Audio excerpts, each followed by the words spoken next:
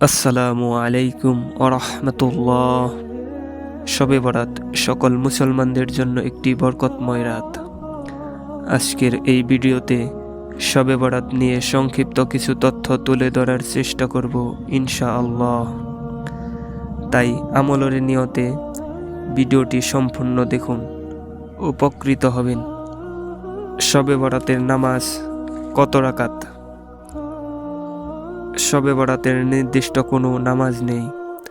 সাধারণত শবে বরাতে যে নামাজ পড়া হয় তা হলো নফল নামাজ।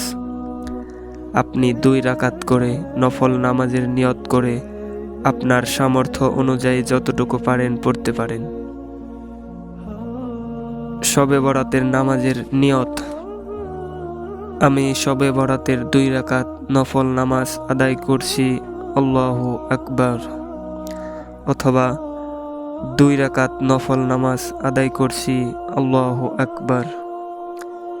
শবে বরাতের নামাজের নিয়ম: শবে বরাতের নামাজ অন্যান্য নফল নামাজের মতোই।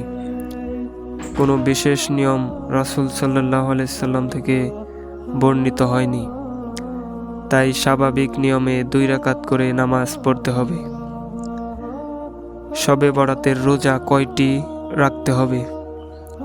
শবে বরাতের পরের দিন একটি নফল রোজা রাখা সুন্নত, যা আপনাকে শবে বরাতের পরের দিন রাখতে হবে। অর্থাৎ যে রাতে ইবাদত করবেন সেই রাতেই সেহরি খাবেন।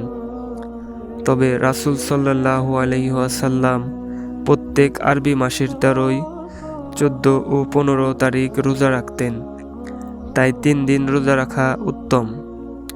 অর্থাৎ শাবান মাসের 13, 14 ও 15 তারিখ এই 3 দিন রোজা রাখা উত্তম হবে। শবে বরাতের রাতের দোয়া: শবে বরাতের রাতে যে কোনো দোয়া করা যেতে পারে। বিশেষ করে আল্লাহর কাছে ক্ষমা চাওয়া এবং রিজিক বৃদ্ধির দোয়া করা উত্তম। সেই সাথে এই দোয়াটিও পড়তে পারেন। উচ্চারণ: আল্লাহুম্মা গফিরলি জামবি ওয়া ওয়াসিলি ফি দারি ওয়া বারিকলি ফি রিজকি। অর্থ: হে আল্লাহ, আমার গুনাহ মাফ করে দাও, আমার জন্য আমার বাসস্থান প্রশস্ত করে দাও এবং আমার রিজিকে বরকত দাও। বেতের নামাজের পরে শবে বরাতের নামাজ পড়া যাবে কি? হ্যাঁ, পড়া যাবে, তবে উত্তম হলো শবে বরাতের আমল শেষ করে তারপর বেতের নামাজ আদায় করা।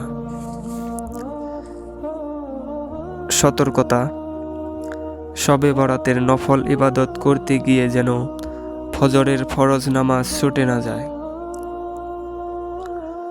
আল্লাহ তাআলা আমাদের সকলকে শবে বরাতের রাতের পরিপূর্ণ বরকত দান করুন, মনের নেক আশা পূরণ করুন। আমিন।